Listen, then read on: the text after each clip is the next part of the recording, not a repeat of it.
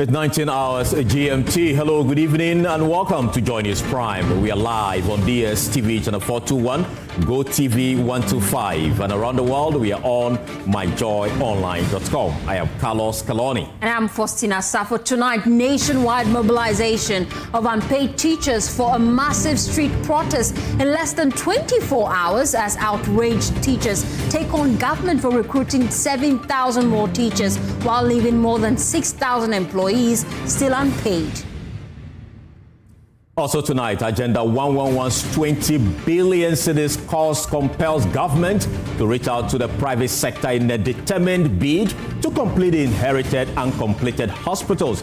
We'll hear from the health minister, who has been taking on former President Akufo-Addo for questioning government's commitment to complete the project. Also tonight, traders at the Kumasi Central Market give government 1 month ultimatum to direct contractors back to site to complete the Kejetia Market Redevelopment Project or face mass protests. At 8 p.m., Winston Take will bring us business. Now in business, International Monetary Fund warns Bank of Ghana and other central banks not to rush to increase policy rate to help check inflation as a result of current war in the Middle East. And later, I'll bring you Prime Sports. Well, mixed reaction greet the appointment of Carlos Queiroz as head coach of the Black Stars with less than 60 days to the 2026 World Cup. We'll bring you all of that.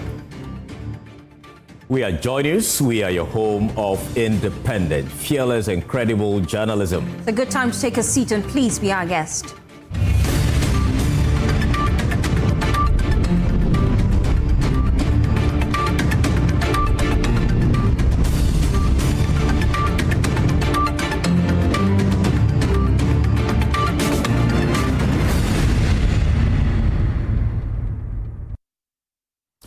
Tonight, there is a nationwide mobilization of unpaid teachers for a massive street protest in less than 24 hours as outraged teachers take on government for recruiting 7,000 more teachers while leaving more than 6,000 employees still unpaid. The Education Ministry opened a recruitment portal a few days ago, and over 40,000 teachers applied for the 7,000 slot. Even though the minister says that the sector needs about 50,000 teachers, the Finance Ministry only gave financial clearance to 7,000 of them. Haruna Idrisu made a point at a press conference earlier today. There is a teacher deficit in Ghana. If resources were available, we should be employing and recruiting up to 50,000 teachers across the country. But owing to budgetary constraints, we are unable to do that. The Ministry of Education received clearance from the Ministry of Finance to recruit up to 7,000 teachers with degree and diplomas. When it got to 40,000, the Ghana Education Service instructively closed it in order that we didn't have a stampede of numbers. And therefore, those who were fortunate will be critically examined and assessed in terms of their readiness, their competence and qualification, and the best 7,000 of the over 40,000 applicants. So we'll take the best out of the 40,000. Well, as the sector minister complains about budgetary allocation concerns a mountain over teacher shortages, particularly in rural areas, education think tank EduWatch is calling for a redistribution of teachers from urban areas to deprived communities. In many rural areas, as few as teachers handle pupils from kindergarten to basic 6, highlighting the depth of the crisis. At Sabonjida DA Primary School, community leaders are hiring the services of untrained teachers. Emmanuel Jivenu reports.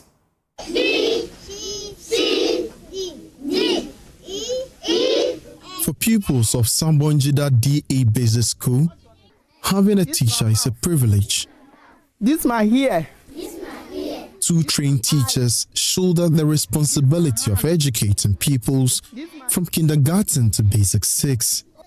Volunteers like Thomas, a senior high school graduate, step in to assist, but the results are troubling.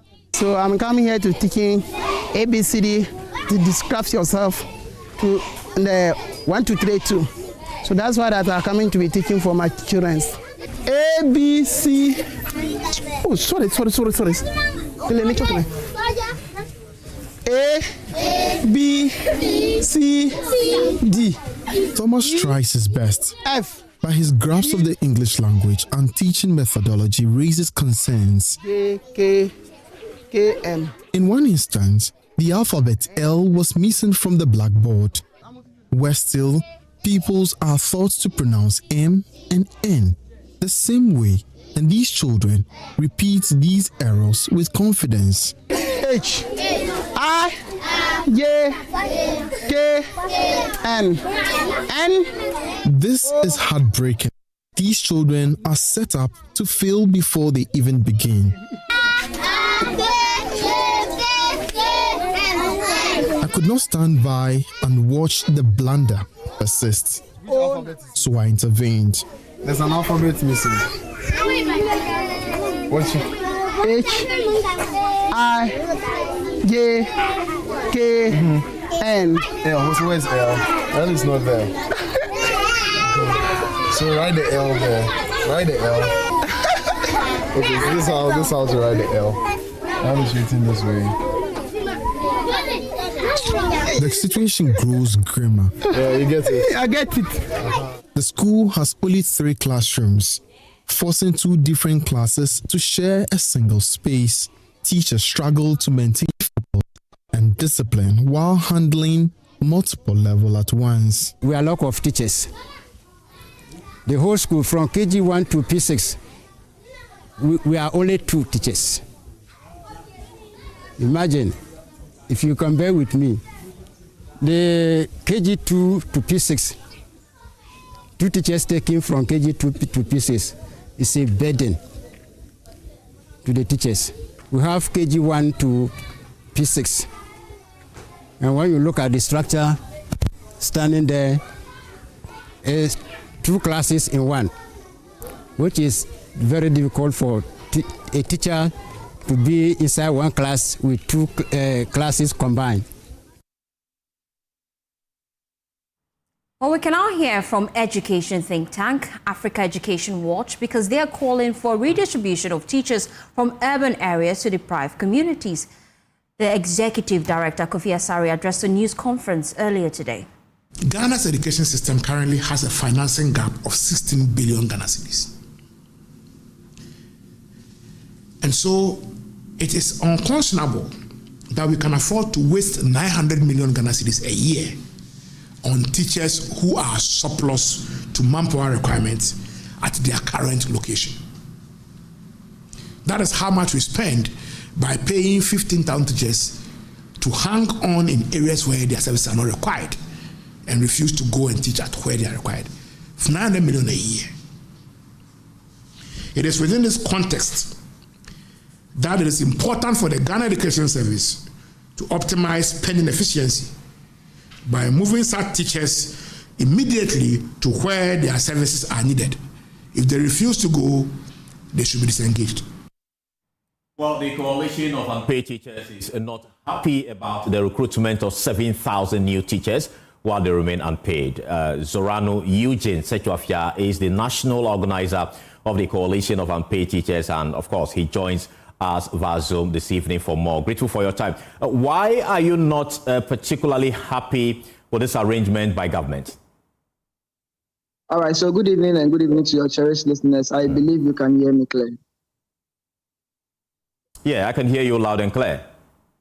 All right, so myself and my colleagues, over 6,200 of us, are unhappy that this is the second time our honorable minister is granting a press conference, and he has not hinted on our issue of not receiving our arrears, of some colleagues of ours not receiving their staff ID for working for about 17 to 18 months now without receiving a penny from the government of Ghana. On the 18th of March, we had a meeting with the Minister, Haruna Idrisu, and he made us aware that a memo has been sent to the Ministry of Finance to recruit new teachers and as well pay our arrears to us. But this is the second time in the month of April he's addressing the press and not touching our issue. We are asking that are we also not a priority? He is our chief shepherd. he has shepherded us, or he has shepherded over 6,000 teachers onto pasture, and they have not returned back. Why is he shepherding 7,000 back as a priority and not hammering on our arrears to become a priority for us? We are asking that we gave the government an ultimatum that by the 12th of this April, we expect to receive a payment plan from the government, but it has fallen a deaf ear. We are expecting that by this time today, we would have heard something. But as I speak to you, those of us from Tamale, those of us from Kumasi, are currently on our way heading to Accra to have a protest on the street of Accra just because we've worked for 17 months. Others have worked for 10 months, others have worked for 11, 13 months, and have not received our arrears. But yes, the government is ready to recruit more teachers. We are saying that this is a disregard to our fundamental human rights as teachers in the classroom. So you don't want the government to go ahead to recruit the 7,000 teachers? You want your issues addressed before any recruitment is made? Is that your position?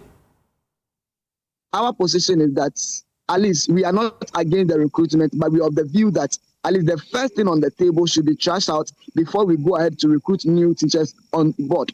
We are saying that you are bringing 7,000 to add up to us. Would you pay them and leave us? No. You wouldn't be able to do that. It would have been unfair. But we are saying that we should be first addressed before the new ones, which is the 7,000, to also come on board. Look at the nurses that were recruited together with, by the same government, by the same ministers, and yes, still they are about to receive the arrest starting from the month of April. We have asked GES, have the minister, when are we getting our payment plan? And no response is coming from them. So why would they see their recruitment as a priority at the expense of what? Our arrears. Right. Thank you so much, Kejetia Market, for speaking to us here on JoyNews Prime. Away from that, JoyNews is learning that government is set to change strategy in a desperate bid to complete the Agenda 111 hospitals they inherited from the NPP administration. Health Minister Kumasi Central Market disclosed to JoyNews government will now involve the private sector in completing the hospitals. A recent assessment revealed it will cost government about 20 billion cedis to complete the project. The revelations come after the former President Akufo-Addo challenged the John Mahama government to complete the project. James Aveji has more in the full report.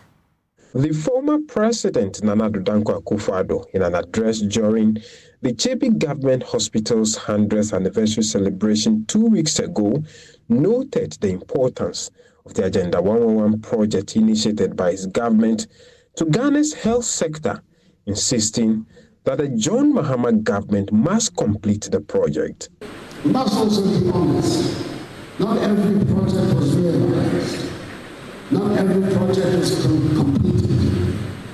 Some facilities will reach advanced stages, but could not be finished before our term ended. Agenda 111 must be continued. Now, speaking on PM Express last night, the Minister for Health, Kumasi Central Market, took on the former president for leaving most of the structures behind uncompleted, despite spending close to 5 billion Ghana cedis on the project. The 111 hospitals, not a single one was completed after expending 4.8 billion Ghana cedis. So, but he says government is a continuum. I agree. You've won the part. I agree. You couldn't finish it in 8 years. Somebody must continue. I agree. But you couldn't finish it. If it was that easy, you could have finished it. This is how government, however, intends to deal with the challenge. Say CHAG, Christian Head Association of Ghana, Pentecost, you can come and take one. Catholic, come and take some. Those churches, come and take, because after all, we provide them with medical doctors, we provide them with nurses, and we pay their compensations for them. So we have that arrangement with them. So we can let them come and take up some of the equipment, complete, equip, and run. So you're again looking for private sector involvement in the completion. Exactly. So we are thinking and planning and see how we can complete them. The third tier is the pure private sector, profit-oriented. So you have money, you will come. This is 20% complete. Okay, we'll sign an agreement, finish, run, by 20 years or 10 years, you revert back to the state or subject to renewal. Thinking and planning, because we need, again, 20 billion to be able to complete all. Where are we going to get that money? Government is assuring that most of the project will be completed in the next 3 years. Well, let's go on Zoom and speak to a former Deputy Minister of Health under the Akufo-Addo administration, Alexander Aban, for some reaction. Grateful for your time. First, what's your reaction to the posturing of the Health Minister to the call made by the former President Akufo-Addo? Thank you very much. I believe that the call made by the former president is in the right direction.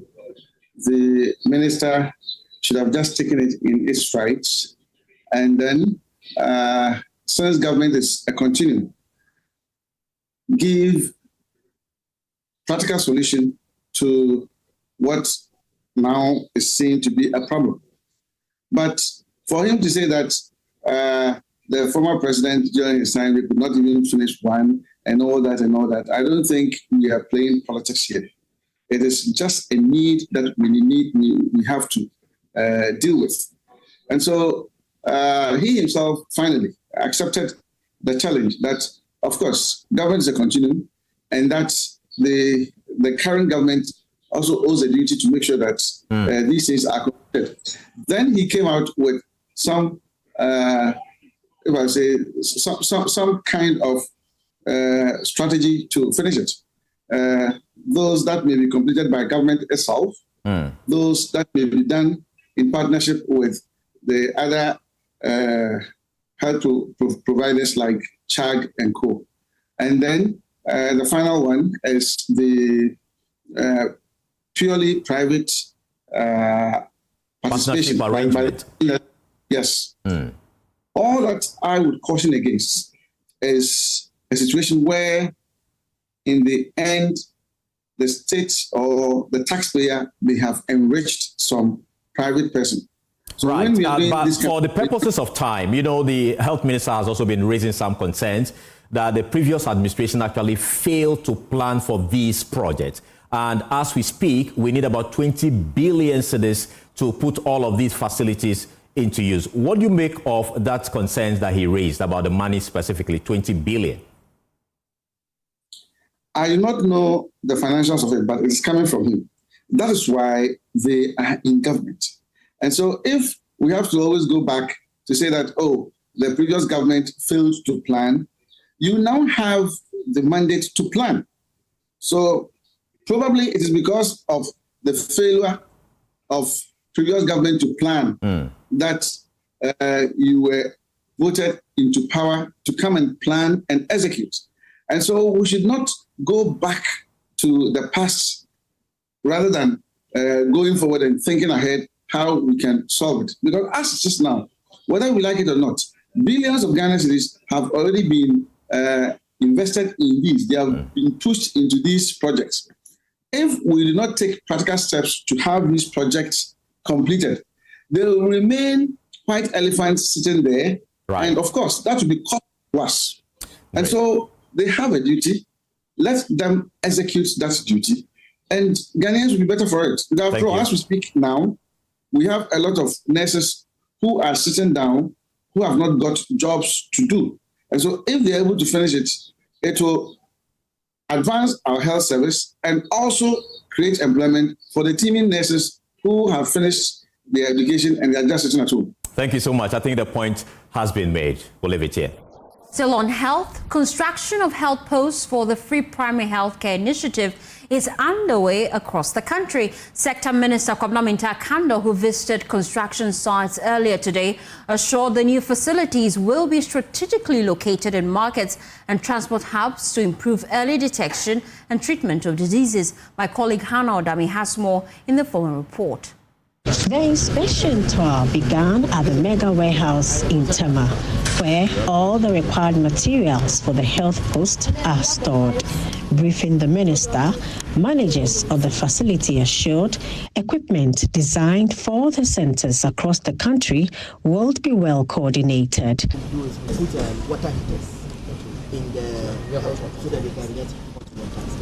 The Health Minister, Agyeman-Rawlings, and his entourage, including the Minister of State in charge of government communication, Felix Kwachi Fusu, then visited the Medina social welfare premises where a health post was being built.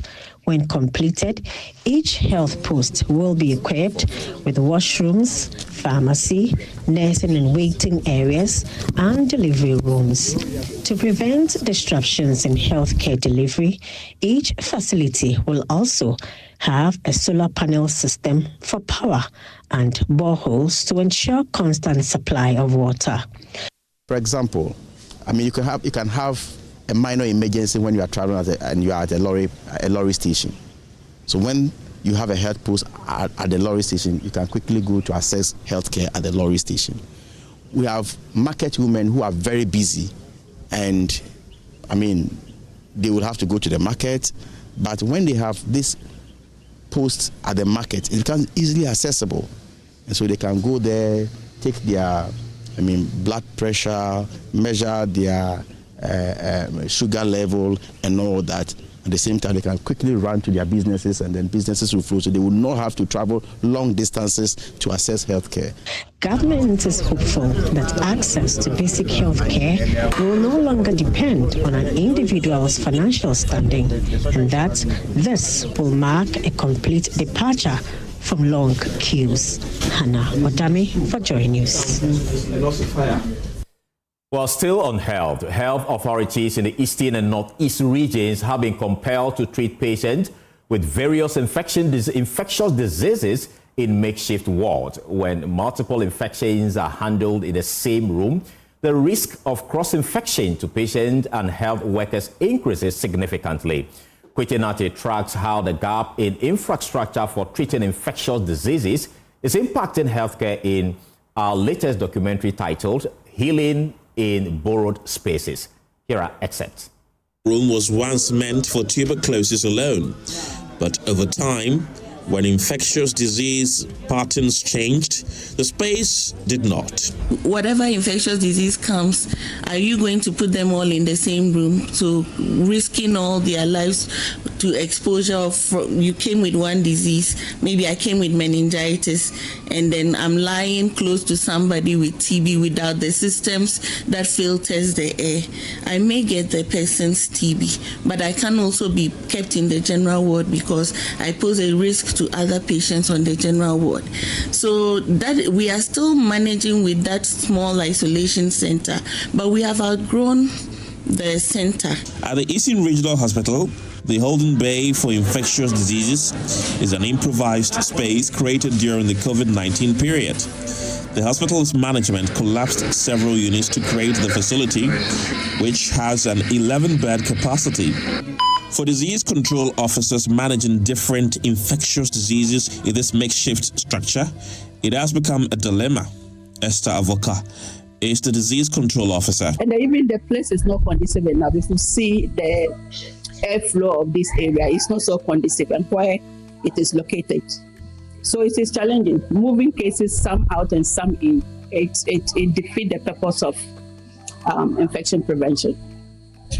So if you have, let's say, 3 different infectious diseases, then what happens? It means you have to prioritize. All right. You look at the one that is more infectious. So if you are looking at Ebola and you are looking at TB, you prefer to move TB to the ward, which is an airborne condition. And then maybe with nose marks, it is not droplets, it is airborne, it's droplet nuclei. So the infection of TB is less dangerous than if it is a case of Ebola. You're still watching JoyNews Prime. We'll be right back after this quick turn. Please stay with us.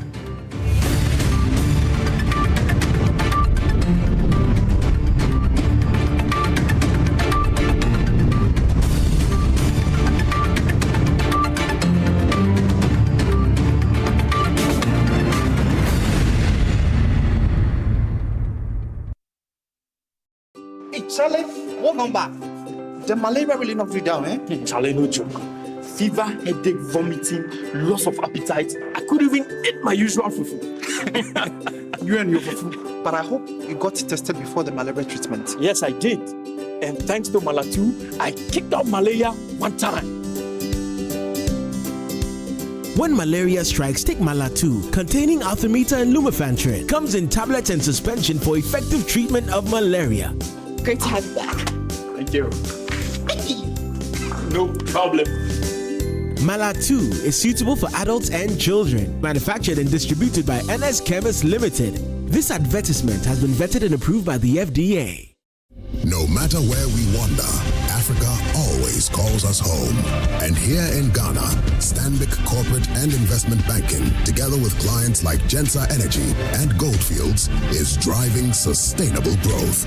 The transition from fossil fuel to cleaner energy is quite imperative for the growth of a continent that we call home. We want to contribute to delivering affordable gas for industrialization in Africa. Stanbic is a bank that is focused on impacting lives, and Gensa has the same vision and mission. Having a reliable source of power has helped our business and our operations in a significant way. At Stanbic Bank, we bring businesses together, empower communities, and invest in the next generation. Stanbic Corporate and Investment Banking, driving growth, creating impact.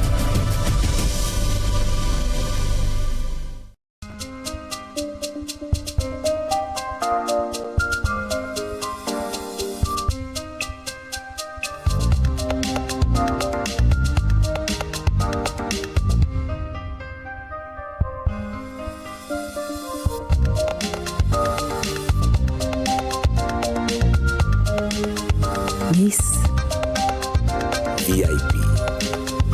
Magnetic perfumes. Hey, what's up? Life. It's moving so fast. Yesterday I was in class 4. Today I'm almost in JHS. My shoes don't fit me anymore. My voice is deeper. I was watching cartoons, but now they say I'm too old for that. The more things change, the more they'll stay the same. I still love you the same. Come and sit, Dad. In a world that keeps changing, Calipo still keeps making sweet memories. I still love it. Dad, I told you to have a sip, not to finish it. Calipo food juice drink, making sweet memories. This advert is FDA.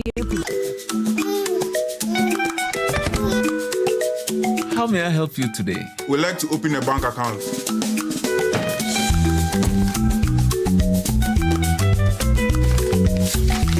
Sign here, sign here, sign here, and here. And now you draw direction to your house. I need your thumbprint. And I'll need your birth certificate too. No, I need the original. A lot has changed since you banked like this. So have we. We've made it easier than ever to open an account online and bank on the go through our mobile app, online banking, and more. EcoBank, a better way to bank your way. Sign here, and here. EcoBank, the Pan-African Bank. Another week is here on the greatest of all time show. My name is Giovanni Clip, and tonight we're bringing you talent. Contestant number 1, let's bring Baby Car. Let's bring. He did it for you. Cut. Oh, there is a leakage. Where's the plumber? For quality and durability, insist on Syntex pipes. If you want quality, this be where you belong. Strong, tough, and reliable. Your perfect match to your trusted Syntex pipe. Syntex pipe, it dey carry water, no wahala. Syntex pipe, it dey make water dey flow. Syntex, and you're strong, and you're tough.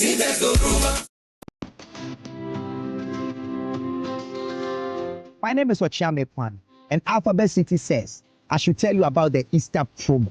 So this very Easter, Alphabet City is giving out 11% discount on the full price of this beautiful semi-detached 4-bedroom. And they are saying that if you are buying within this month of Easter, because of the grace, they are going to give you free solar panels. And I repeat, free solar panels. The Easter grace is available for all.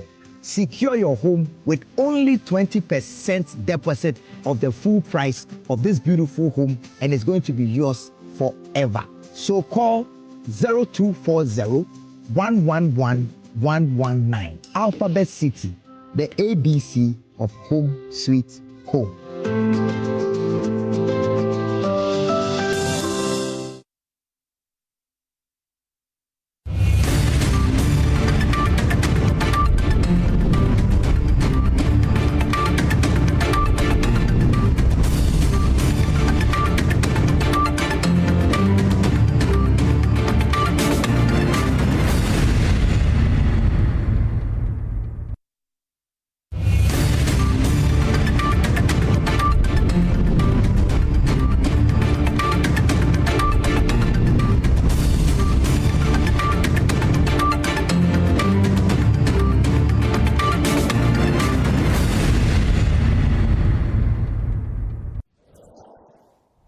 Welcome back. Thank you so much for staying with us to some other stories. We head now to the Upper West region, where law students in the region have been urged to rethink the purpose of their training. Regional Minister says legal education must serve as a tool for national development and not just personal advancement. He made the call at a public lecture at the University of Business and Integrated Development Studies during the Law Students Union Week celebration. Rafiq Salam reports from WA. The lecture was held under the theme Preparing the 21st Century Lawyer, Bridging Legal Education and Practice. Upper Regional Minister Charles Wongo Pozun challenged the law students of the university to view their education as a vital tool for national development. An effective political leader is not the one who speaks the loudest, but the one who understands the consequences of every word and every decision. When you are legally trained, you do not just see what is popular, you see what is lawful. Setting the tone for the event, the Law Student Union President, Lugunia Wepare, emphasized the union's commitment to holistic legal training. Your presence here today is a testament to your commitment to nurturing the next generation of legal professionals. In an era where the legal profession is rapidly evolving, it has become increasingly important to align legal education with the practical demands of the profession. Taking his turn to speak on career pathways, the principal state attorney for the Upper West region, Said Abdul Shakur, affectionately recalled Lawyer Hammer, detailed the diverse opportunities awaiting the graduates. All that I am saying will be anchored on one thing: if you allow yourself to be trained so well in this school, if you make sure that all the references that come up, you refer to them, you read the books, you learn the law. If you learn it very well and you come out of this place, you can own the world. Veteran legal practitioner and former Deputy Minister for Food and Agriculture, Clement Iledi, also took the stage to share his wealth of experience. Lawyers must also adhere to standards of courtesy and respect in all their interactions, whether in communication with the court, clients, or even fellow practitioners. The Vice Chancellor of UBETS, Professor Emmanuel Kenchibadirabili, praised the Law Students Union for organizing such an impactful academic engagement. He announced that the university will host renowned Pan-Africanist Professor PLO Lumumba for another major public lecture on the 24th of this month. Reporting for JoyNews, Rafiq Salam. Well, the Northern Regional Minister, Adolf John Ali, is urging the Tamale and Sanerigu assemblies to work together to drive the sustainable development of a greater Tamale area. He says collaboration has been key to the growth of major cities in the West and wants the assemblies to follow that model. He made a call at a meeting with the European Union to sign an agreement to improve waste management and climate resilience under the Sustainable Cities Project. Martina Bugri reports. The signing of the Memorandum of Understanding between the European Union and the two assemblies is to ensure efficient development, strengthen waste management and climate resilience, and address boundary disputes, among others.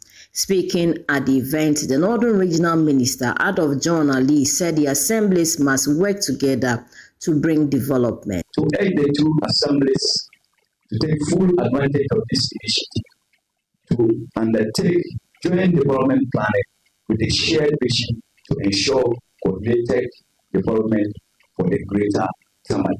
The European Union ambassador to Ghana, Runes Kenebash, said the MOU includes the definition of common service zones across the two municipalities. Your joint work on waste management is a strong example, developing current system, shared equipments and infrastructures, and coordinated procurements. This is how real change happens. The EU is proud to support this effort through the Sustainable Cities programs. The mayor of Tamale, Abubakar Itakaro, emphasized that critical development challenges such as climate change, peace and security, water and sanitation requires a collective action. No single authority can address these issues in isolation. It is only through strong partnership and effective collaboration between local authorities, national institutions, and international partners that we can truly enhance the well-being of our citizens.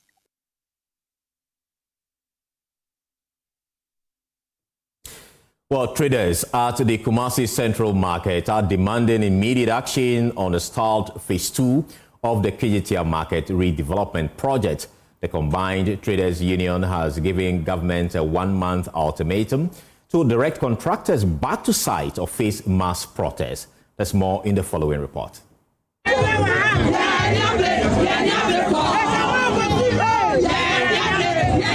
The Combined Kumasi Central Market Traders Union, at a press conference, decried challenges the traders have faced since they were relocated in 2021 to pave way for the redevelopment project. Emilia Kofi is secretary of the union. In 2021, traders at the Central Market were evicted to pave way for the commencement of the phase 2 of the Kejetia Redevelopment Project.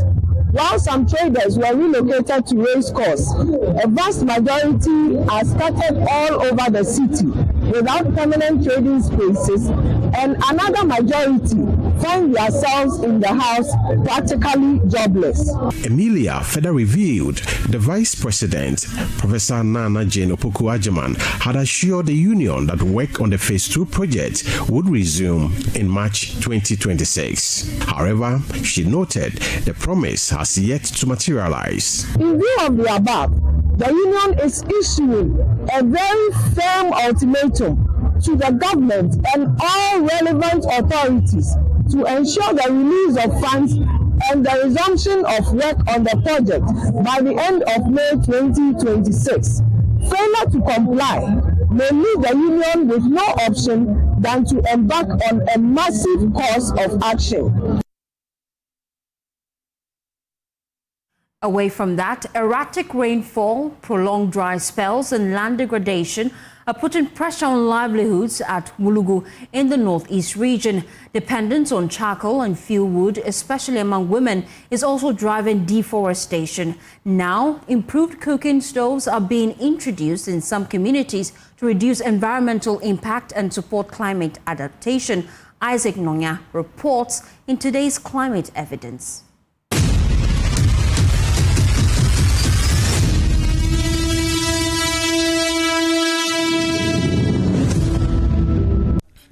The Green Energy Solution Initiative seeks to promote sustainable energy practices and reduce the pressure on forest resources in selected communities, including Wulugu in the Savannah Ecological Zone. Charcoal production and fuel harvesting are among the major drivers of deforestation, particularly targeting shared trees that are significant to female livelihoods and local biodiversity. Hence, the introduction of the improved cooking solutions in selected communities to reduce and manage the menace in the enclave for a better tomorrow.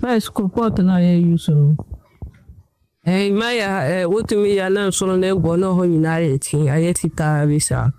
But as I say, I wait a wire pal, and you will say, Jungle. Unlike Mary and Lukaya, Florence is still using the traditional stove, She's however ready for the adaptation initiative. Yes, I have one, but I want the big one, which will help me to do the tower, because I spend a lot of firewood inside this local one. And I also have more heat on it.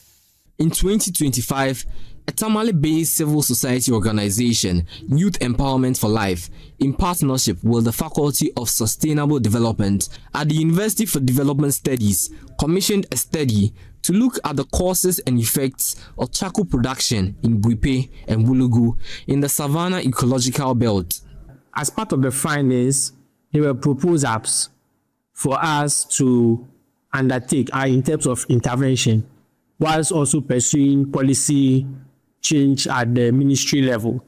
But then at the community level, the interventions that we proposed was for us to look at how do we reduce at least household use of charcoal and firewood, which are biomass. The outcome of that study led to the introduction of the improved stoves and a 2-acre solar-powered irrigation facility to address their livelihoods. Isaac Nonye's report for JoyNews. This story is brought to you by JoyNews in partnership with CDKN Ghana, University of Ghana Center for Climate Change and Sustainability Studies, with funding from Claire R4I Opportunities Fund. Well, residents of Du in the West Mamprusi district are grappling with the impact of recurring floods and environmental degradation linked to climate change. The situation, worsened by annual spillages from the Bagri Dam in Burkina Faso, is threatening livelihoods and forcing farmers off their land. Many are now turning to charcoal burning as an alternative means of survival. Elias Utanko reports. Standing here in Du, it is difficult to imagine that this dry, cracked land was once fertile farmland. Today, it is frequently submerged as annual spillages from the Bagri Dam trigger destructive floods along the wide Volta River.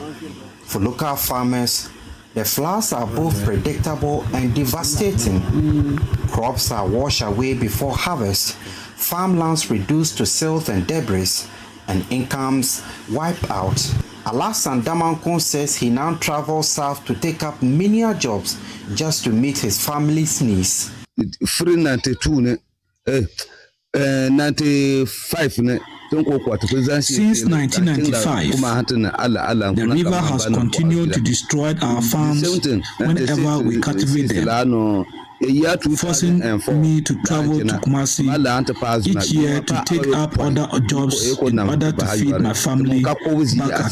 Kulapsiba Seydou and his brother Abdul Wahab Seydou lost their farm maize to heavy rains and the Bagri Dam spillage. Now they cut down trees to produce charcoal.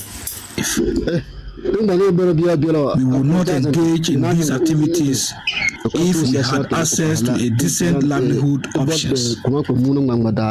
The traditional chief, Bangna Jonah Yusuf, acknowledges the problem. Instead, he's encouraging tree planting as a way to reduce the community's vulnerability. Especially the palm nut trees, the shea butter trees. Yes, we need, that was what I decided, that when rain started, and if you have your farm and you see that the palm trees or the shea nut trees are not enough, we will encourage you to be planting some. He also points to stall projects like the Pualugu Multipurpose Dam as part of long-term solution project. So we are pleading with government to have a look at the project, come back and continue it. For them, climate change is no longer a distant threat. It is a daily struggle. Elias Tutanko reporting from Du for JoyNews. Private waste collectors in Greater Kumasi are facing growing delays in the Oti landfill site, the city's main dumping point. Long queues of tricycles have formed at the entrance, largely due to the breakdown of key equipment at the facility. Operators say they now spend up to 5 hours just to offload waste, worsening pressure on their work. Emmanuel Bradkweku reports. For weeks now, many commercial small-scale waste collectors in the greater Kumasi metropolis have had to endure long hours at the Oti landfill site. Long winding queues of tricycles operating in the metropolis after collecting waste from homes in the city are in a desperate quest to offload solid waste to the site. As they wait their turns to dump the garbage, many of them find themselves resting under sheds and engage in conversations to while away time. These waste collectors spent the night at the facility, their new reality. I slept here yesterday. I am now going home.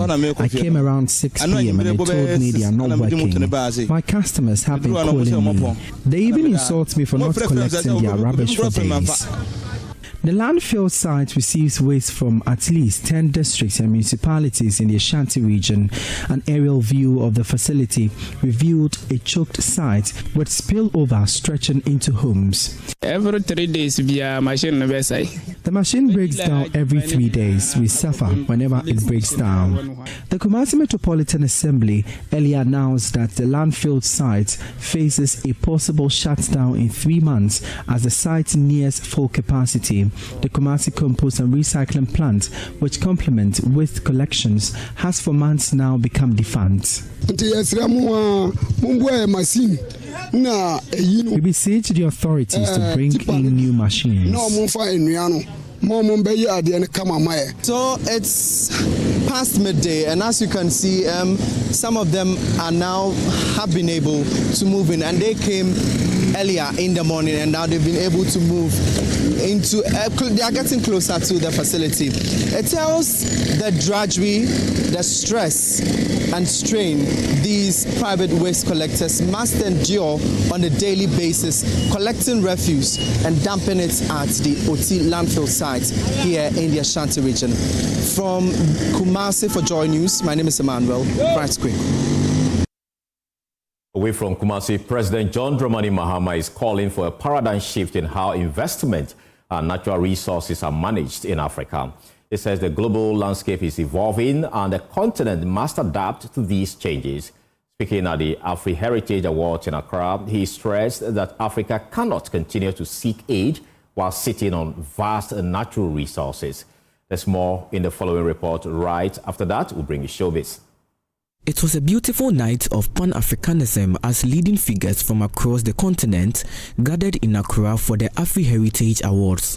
The event honored and celebrated the outstanding achievements of African innovators, entrepreneurs, and leaders who are redefining the continent's narrative and driving it towards a future of excellence, innovation, and prosperity. Speaking at the event, special guest of honor and President of Ghana, John Dramani Mahama, reiterated the need for a paradigm shift in how Africa approaches its natural resources, emphasizing the importance of leveraging them for the continent's own development. We need to make a paradigm shift in how we have considered investments, how we've considered our natural resources, and everything in Africa. The world is changing. The global order is changing. And we must adapt to the changes. Africa cannot sit with cup in hand and go begging. One of the major assets we have is what nature gave to us. We didn't put the gold in the ground. We didn't put the lithium in the ground. We didn't put the oil and gas in the ground. God gave it to us. Those days of huge concessions gifted to foreign companies and set up huge, rich enclaves next to African poverty where there's no clean drinking water. Those days are coming to an end. Convener of the Afri Heritage Awards, Moses Siloko Siasi, noted that the initiative aims to contribute to the growth of the continent and help restore Africa's image on the global stage. We are building a movement that will further reshape Africa and in retelling the African story, and also try as much as possible to inculcate the global diaspora community to be engaged in what we are doing. Renowned Nigerian development economist and former president of the African Development Bank, Akinwumi-Adesina, was awarded the Africa Lifetime Achievement Award. Africa is no longer a promise. Africa is not potential. Africa is an investable reality. Africa is inevitable.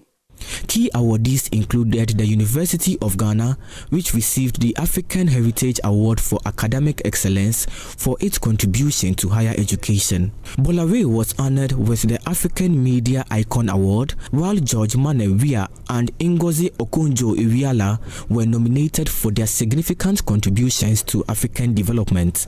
Nicholas Ekowiame's report for Joy News.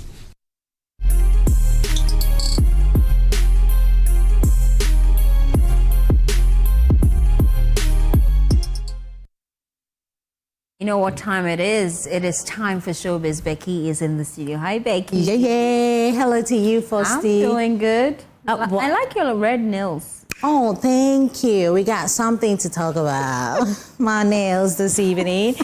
But let's talk about Molly Music, because she is making Ghana proud. The 52nd American Music Awards have announced a comprehensive slate of 50 categories reflecting the evolving music landscape, celebrating emerging talents and recognizing the year's most culturally impactful songs.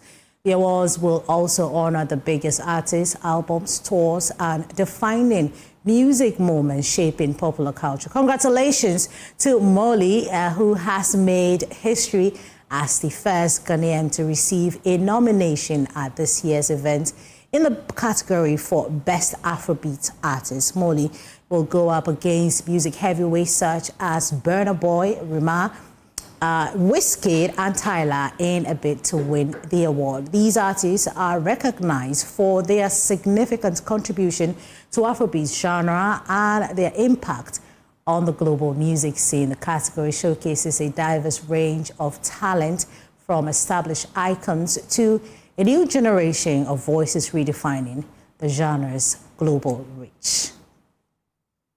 So we'll be doing Shake It to the Max. Remember that, Fosty. Shake it to the max, shake it to the max. Well, moving away from Molly Music, let's talk about Ghanaian rap icon Okyeame Kwame. He is revisiting the story behind his celebrated hit Made in Ghana, opening up about the inspiration that shaped the song and the remarkable success it has enjoyed over the years as the sound continues to resonate with audiences both at home and abroad.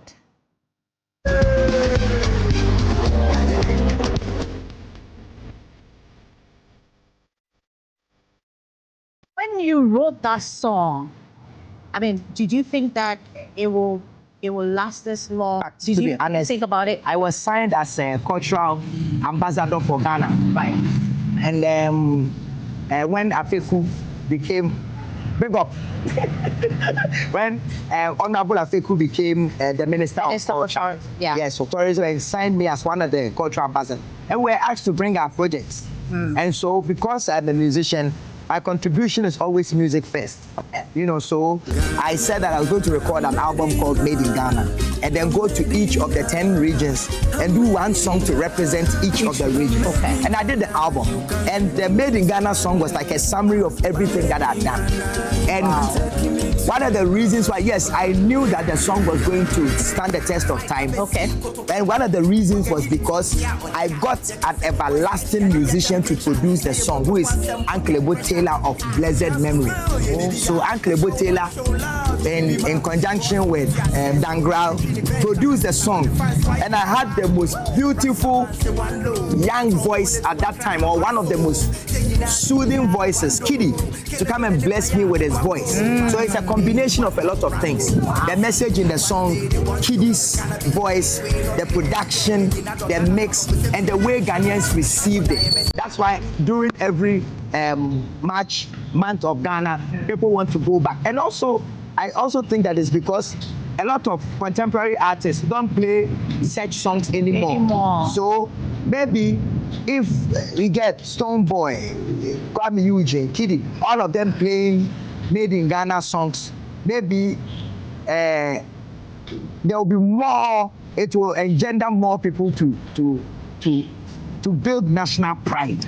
Are we looking forward to, more features on the song, getting, say, well, everybody on the song since for Made in Ghana, right? Made in Ghana. Have you thought about it? Yes, I think that if we can get Stone Boy and Kwame Eugene and Kibi and Kim Thomas and if we can, all of us can come together and do a song Made in Ghana, then people will not wait till March to play it. People will feel Made in Ghana from January to January. True. Yeah.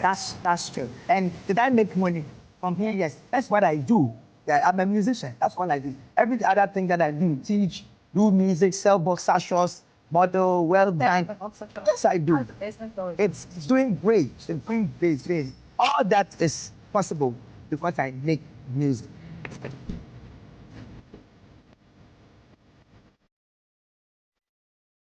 Before we go, a brand new chapter swings into view tonight as Spider-Man Brand New Day makes its highly anticipated.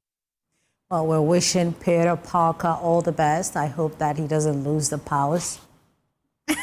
Okay, Maggie, thank you so much for bringing us showbiz. And that's how we exit the studio. Thank you so much for coming.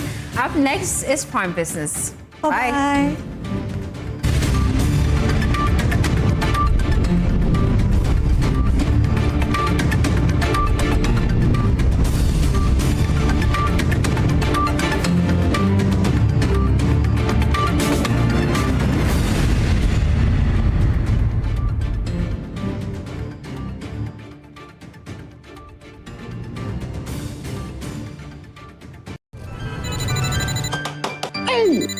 Is your tech holding you back?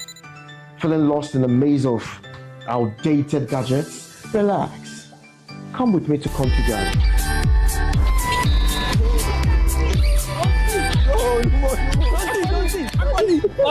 Magic. Now I've been international fashion designer. No more pencil than talk matter beer. Coffee Ghana. Class in Oh, number one.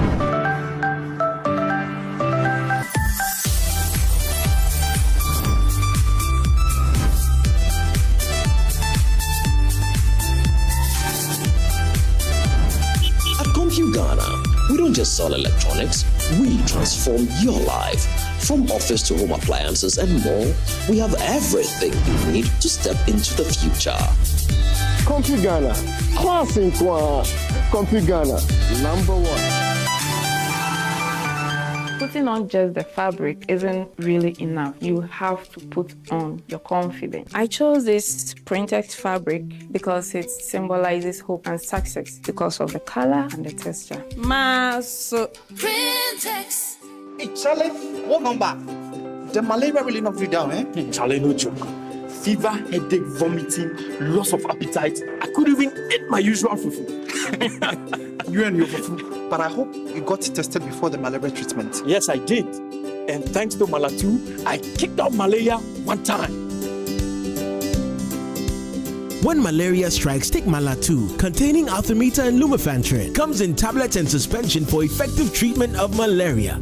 Great to have you back. Thank you. No problem.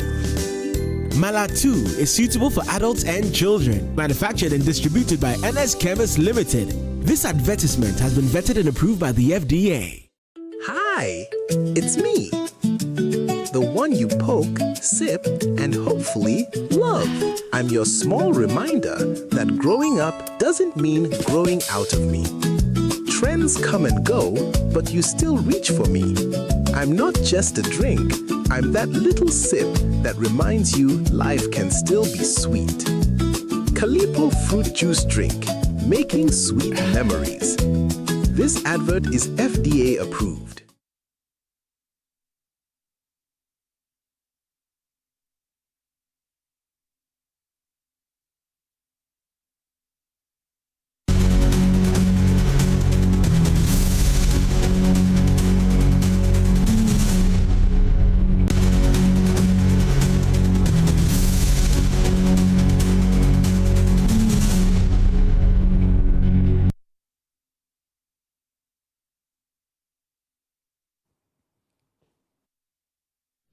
Welcome back to Business here on Prime Business. My name is Winston Taki, and now to our first business story. The IMF is urging the Bank of Ghana and other central banks in Africa not to rush to increase policy rate to help check inflation as a result of the current war in the Middle East. The fund noted that it will still be prudent to monitor the current development and get the timing right. Pierre-Oliver Gorinchas is the chief economist and director of research department at the IMF and has been speaking at the launch of the Global Economic Outlook report in Washington, D.C., USA. Our analysis shows the supply curve is now much flatter, making any central bank engineered disinflation more costly in terms of unemployment. So what should policymakers do? Let's start with central banks. This is a negative supply shock, and no central bank can influence global energy prices on its own. Markets are already pricing in higher policy rates. However, provided inflation expectations remain well anchored, central banks can afford to wait and watch for now. But they must be attentive to risks and communicate clearly their readiness to act decisively to maintain price stability. In most cases, exchange rates should be allowed to adjust, allowing central banks to focus on their mandates. What should fiscal policy do? With rising public debt trajectory, fiscal space is much thinner than before. Price caps, subsidies, and similar interventions are popular, but they distort prices. They're often poorly designed, hard to unwind, and extremely costly. Meanwhile, Professor of Finance at the University of Cape Coast Business School, Seram Kawo, is urging government to prioritize fiscal discipline to sustain economic gains amidst external pressures due to the Middle East tensions. He spoke in an interview with Joy Business. And we have been talking about this for a long time. The marriage between the government of Ghana in terms of fiscal policy and the Bank of Ghana in terms of monetary policy is good for us. And so we should not be at par in terms of monetary and fiscal policy. Fiscal discipline is very key, and that is what the government has told us. And the Bank of Ghana has given the assurance that they are not going to do anything to derail the gains they have made in the past.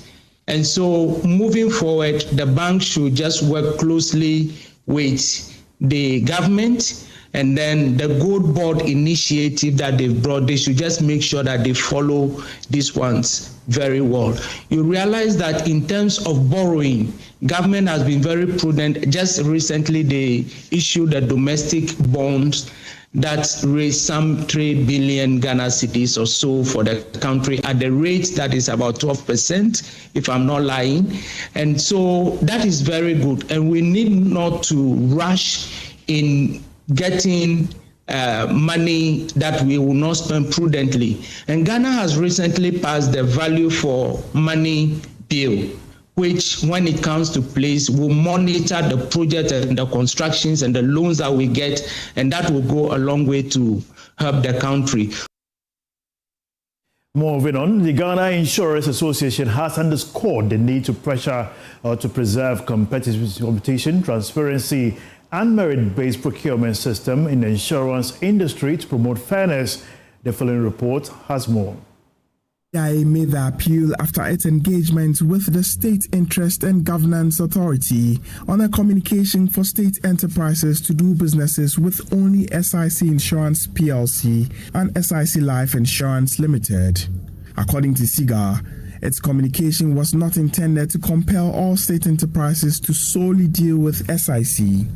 In the GI release, SIGA clarified that the intent was to promote intertrading within the state enterprise ecosystem in line with sound commercial and procurement principles and not to impose exclusivity. SIGA further emphasized that the initiative is not a call for blind loyalty, but rather a strategic business. GI said it acknowledged this clarification and underscores that such initiatives must be implemented in a manner that preserves competition, transparency, and merit-based procurement consistent with regulatory requirements and industry best practice. It said the SIC Insurance PLC and SIC Life Insurance Limited are valued members of the association alongside all private insurers. The Chief Executive Officer of the Ghana Venture Capital and Private Equity Association, Amajampo, is urging government to prioritize affordable and sustainable financing through venture capital to support its flagship Big Push initiative for national development. Speaking to Joy Business in Accra, she added that this approach will strengthen private sector participation and support operations across the value chain. Ghana's venture capital industry is gaining momentum as a critical financing ecosystem for small and medium-sized enterprises and technology startups, driven by a mix of public policy support and private sector investment. Speaking to Joy Business on the sidelines of the Chigaba Fund engagement in Accra, Chief Executive Office of the Ghana Venture Capital and Private Equity Association, Amajampo, highlighted the growing opportunities the sector presents for business expansion and economic development. In the era of big aid and development cuts, we really have to focus on our pension funds, our domestic capital, which we have. We have in Ghana $70 billion. Across Africa, we have $600 billion. So we have a huge opportunity to really figure out how we structure funds for the private sector to be invested in. Once we can create jobs and build sectors like financial services, digital services, healthcare, education, agribusiness, industrial processing and manufacturing, we can really support those with our domestic capital and also feed into the pension funds themselves, who are in a bit of a demographic situation in terms of the youthful, informal sector. How do we get more people into the formal sector, paying their taxes through salaried jobs, through the private sector? We can't do that if we don't mobilize our domestic private sector pension funds.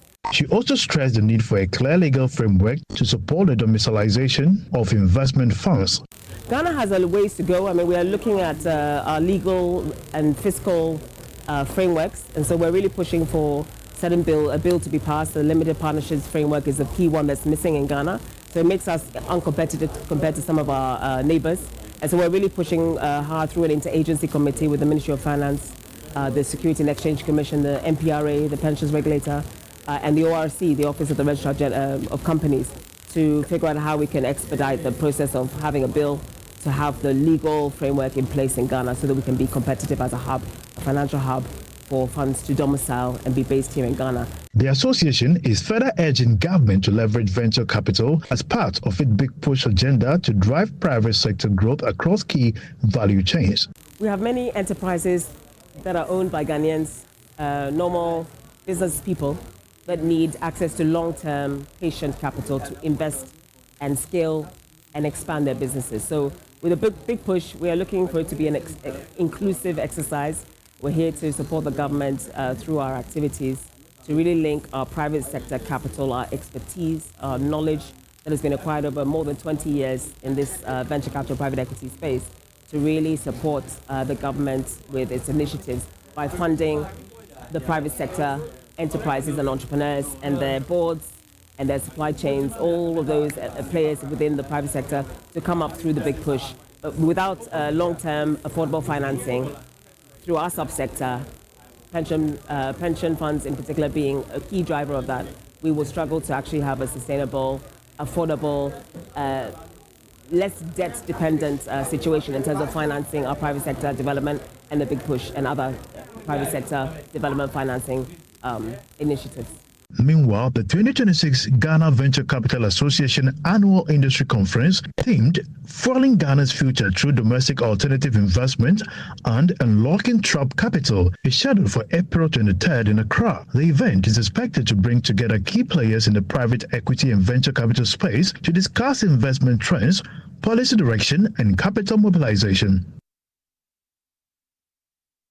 Moving on, the Ghana Association of Banks has begun a series of activities to build confidence in the banking industry and eliminate the fraud among staff of the banks. According to the Chief Executive of the association, JoyNews, this has become critical as the industry continues to face integrity concerns. He has been speaking to Joy Business after the opening of the board-level ethical training for Bank Board of Directors here in Accra.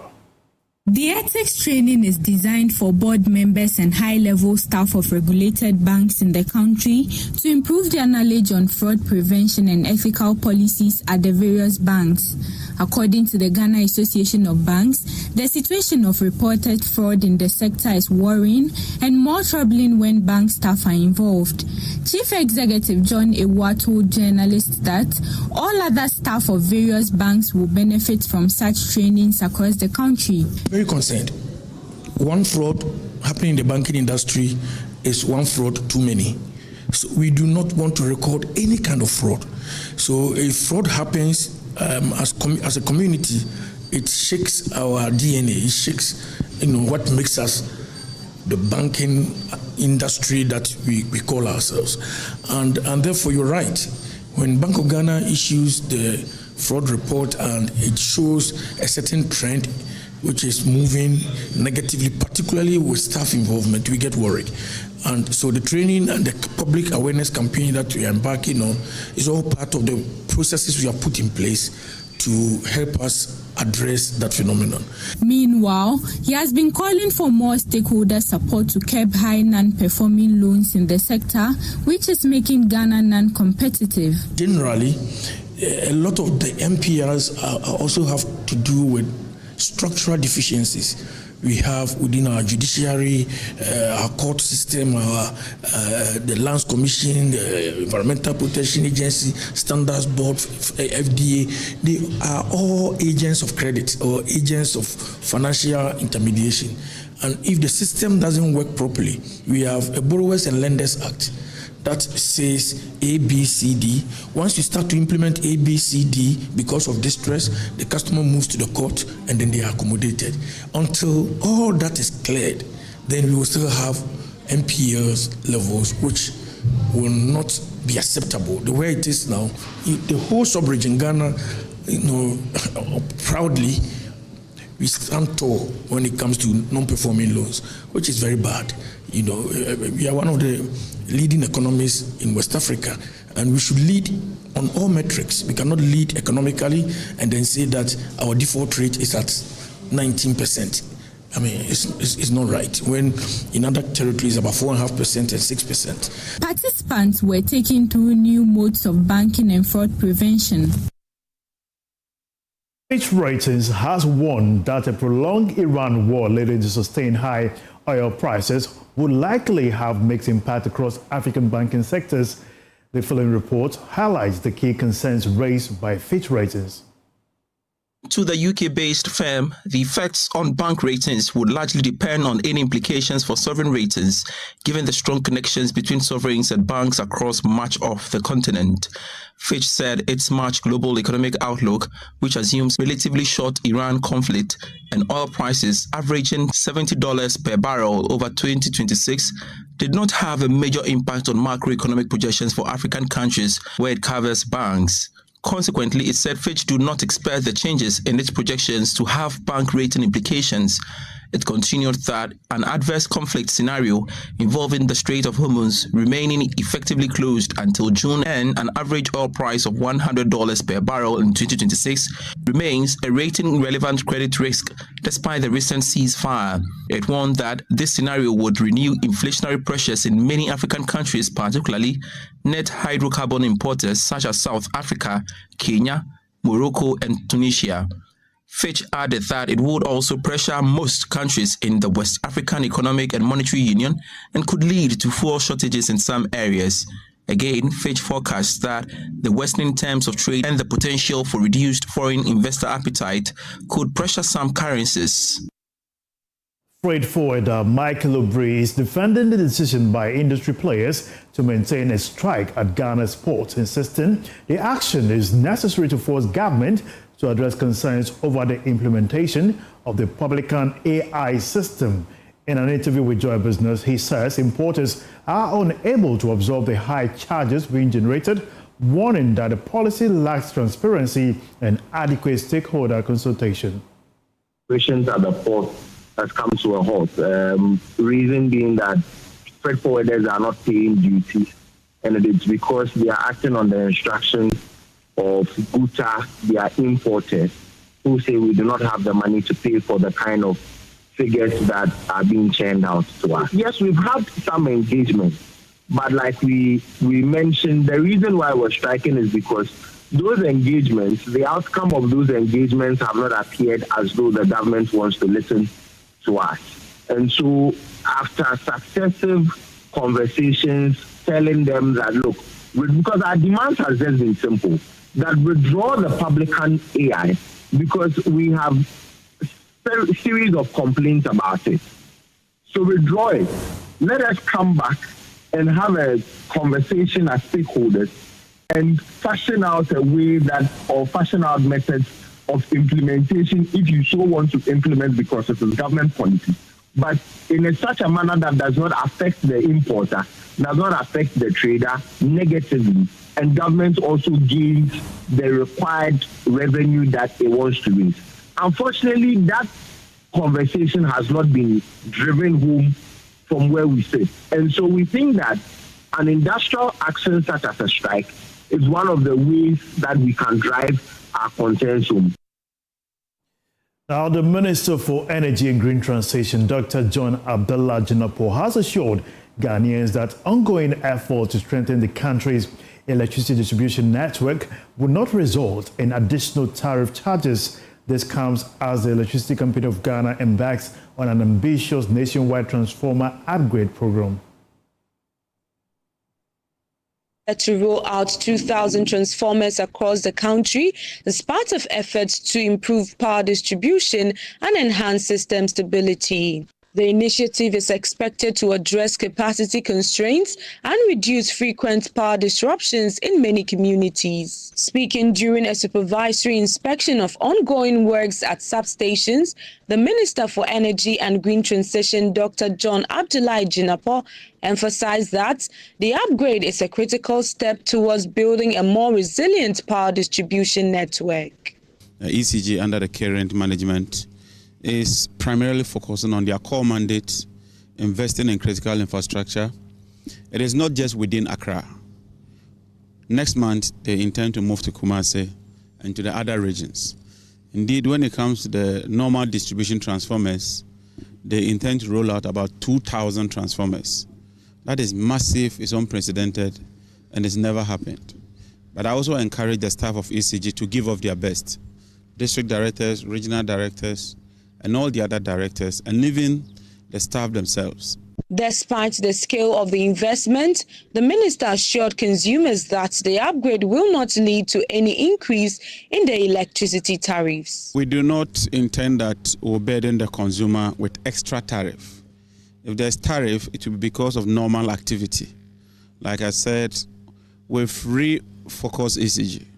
Even though this year they are spending less than 2 billion, as compared to 9 billion in 2024, they are really prioritizing their expenditure. And for me, that is the difference that we are witnessing.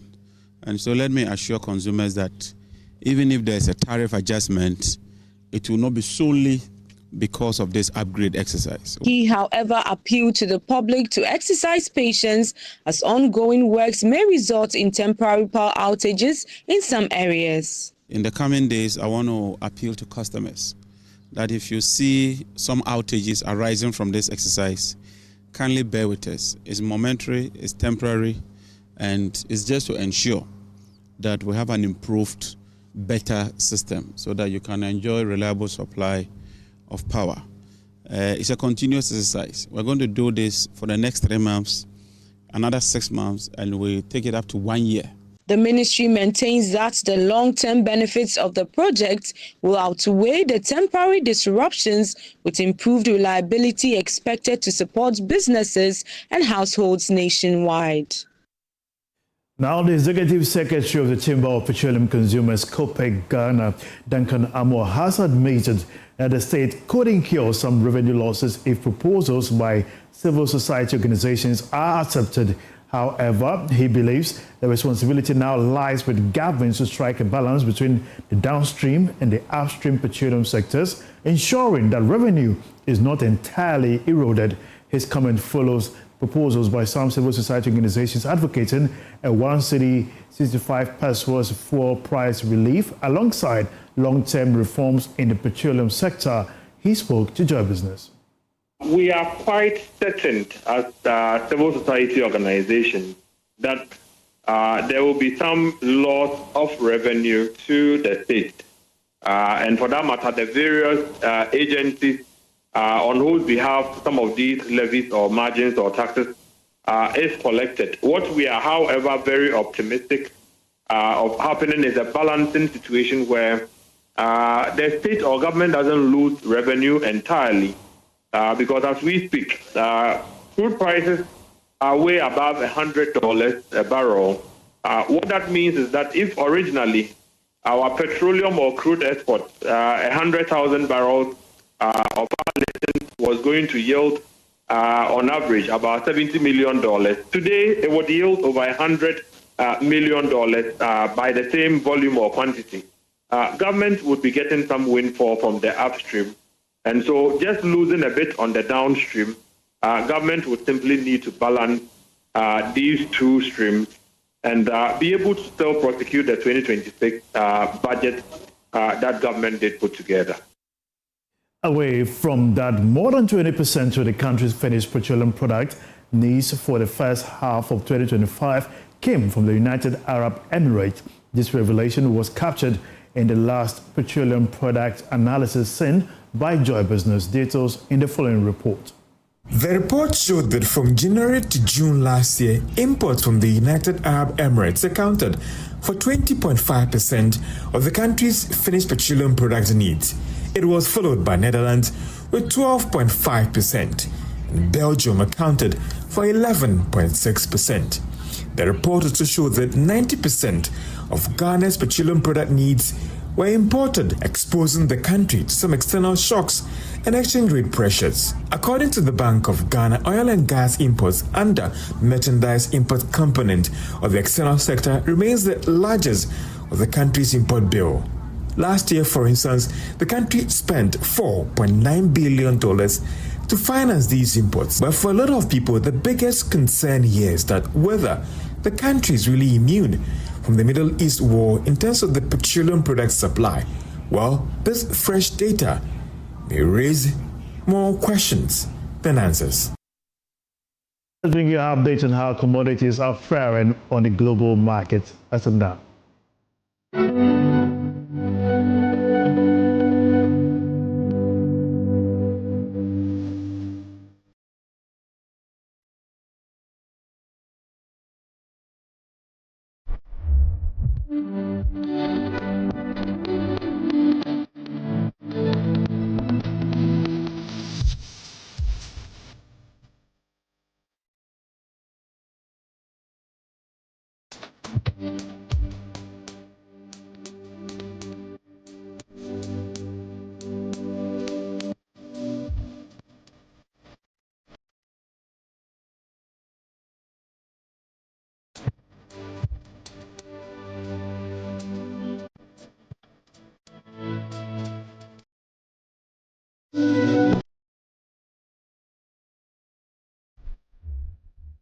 That's how we end Prime Business today. My name is Winston Taki.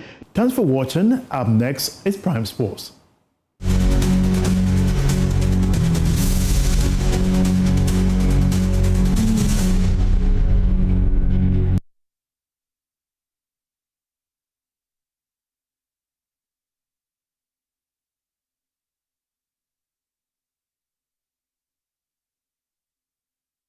Seeing the Printex fabric, I like the color, texture. I chose this design. It suits my body type. It means a lot to me to look good in clothes that I wear. I don't care about nobody's opinion. Maso. Printex.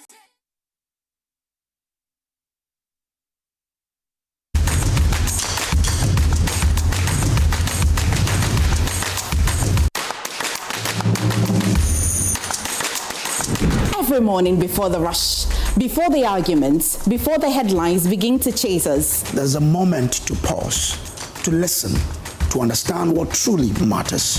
This is where the day begins. Mr. Ken Oforiatta, a man who has run away from his own people he once served. We believe in the spirit of accountability. It is important for him to come and answer charges preferred against him by the state.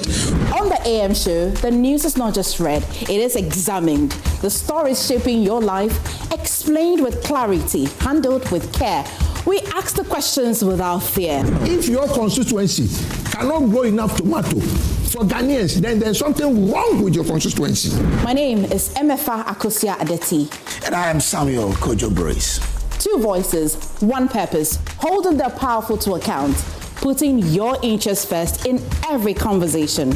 No noise, no spin, just fact, context, and the courage to ask the right questions. Start your day informed, start your day empowered. The AM show on JoyNews is definitely worth waking up for. JoyNews, independent, fearless, credible.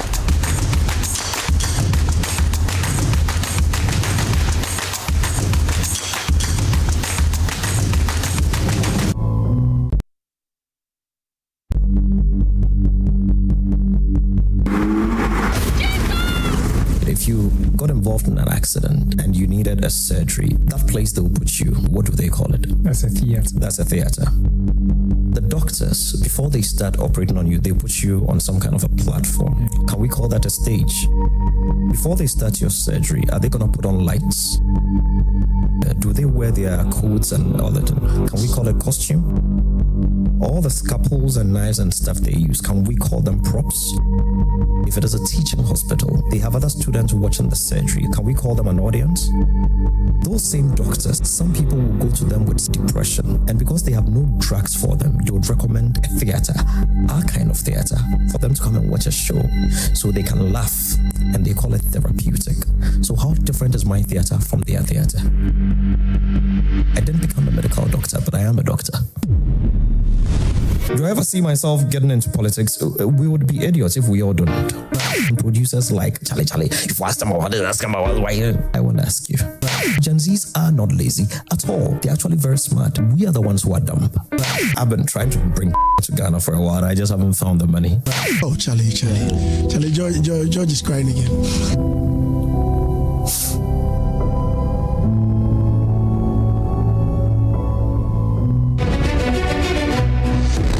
Every day, decisions are made in parliament, in the courts, in the presidency, in the market. Decisions that shape the nation.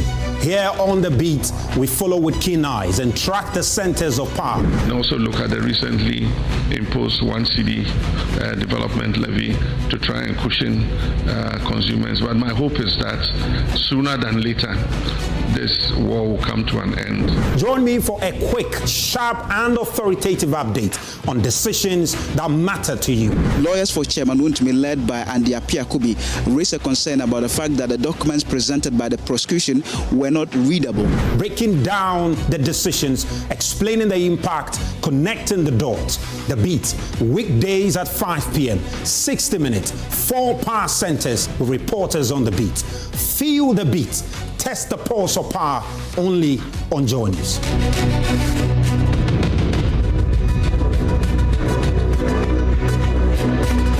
For many, success is defined by one path, the white-collar dream. I want to be a software engineer. I want to be a banker. But when that door doesn't open, does it mean your story is over? No, because there are other paths. Paths built on passion, creativity, and courage. From season 1 to 3, we've met dreamers who turned rejection into redirection. They wanted to silence me. And built success beyond the titles. As the general manager for Kena Pharma, I felt this challenge right deep that I should work in the area of my gifting.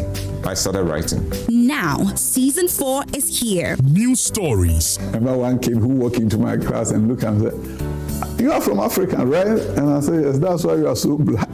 Deeper lessons. I haven't been to sixth form, I haven't been to university. So everything that you hear me do, I've learned on the job. More proof that the trail doesn't end when the white-collar job door closes. I did attend an auditioning for Emirates cabin crew members. but I was not selected. This is not just a show, it's a movement. The Career Trail Season 4 with Irene Edubia-Eni shows every Saturday at 4 p.m. on Joy Learning TV and 6:30 p.m. on Joy News. The Career Trail, your success journey begins here.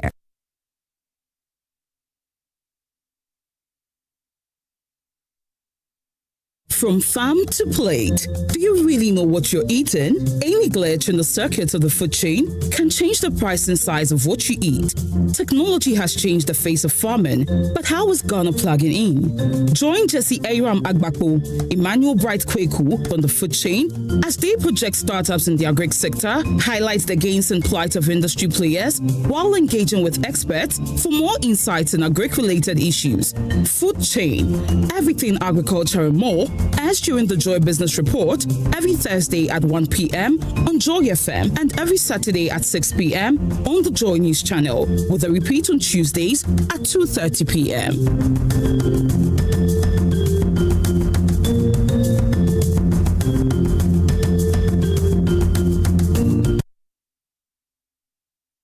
Everything has a meaning.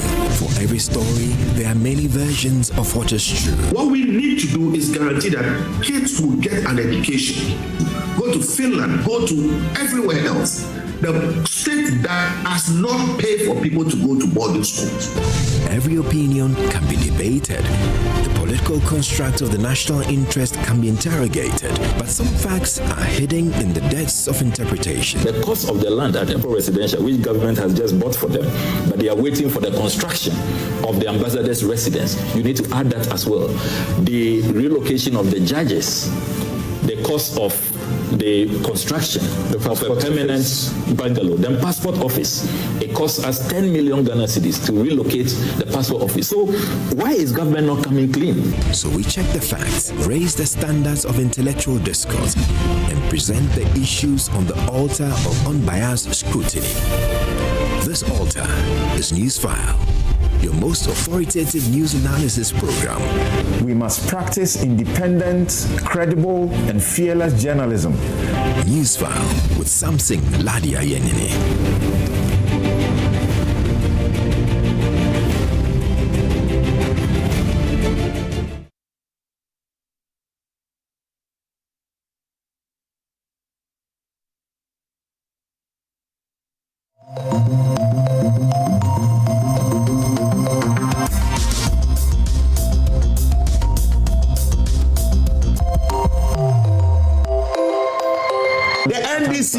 NDC, when they were in opposition, I was part of those leading the charge on the Galamsey fight. We called out the president, and for which reason I said the president is practically the former president, probably the worst president we've ever had because of Galamsey. They joined us. They talked about repealing the LI. They talked about the state of emergency. They've been in office, and I'm just waiting for that 120 days to come to an end. Mr. President, you must live by your word. You cannot speak poetry in opposition and come and act prose when you are president. We expect a lot more from you in this fight. It's not about you, it's not about your tenure, it's about the future of our children and our children's children. And we expect you to hold the bull by the horn and act and deal with this matter decisively. We can't continue this way.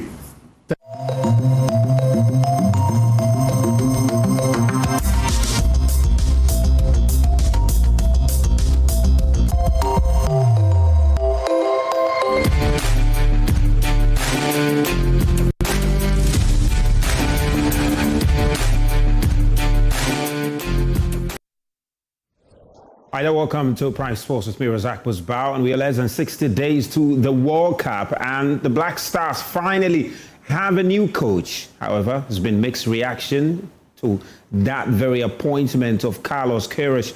Less, of course, is today's the work of the Portuguese tactician who became the 21st foreign coach to manage the Black Stars, takes over for Motoado, who had been in charge of the team for the last 1 year. According to the Ghana Football Association, he's expected to use his experience at the World Cup to help the Black Stars deliver an impressive performance at the tournament. His first task will be to select the squad for the tournament, followed by a friendly game against Mexico and Wales before Ghana kicks their campaign off with the game against Panama on June 17. Now, reacting to the appointment, while some Ghanaians believe the 73-year-old will be a good fit for the national team, others remain doubtful about the chances of the Black Stars going into the tournament with this Portuguese head coach. Yeah, because the former coach in what the idea. Not better say a better coach. The almost time no 8 years, but no idea. His appointment is a better decision compared to taking the former coach to the World Cup. Ghana has a lot of talent, but the challenge has always been about coaching. So if we get a coach who will do well, we have to be happy for him. The Black Stars is what makes all of us happy. If they don't perform well, it affects all of us. So let's make him permanent if he does well.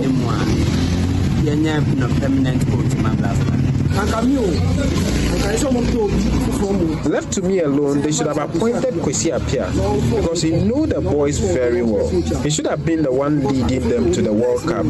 Then someone can take over in the long term. But let's see what the new coach can also do.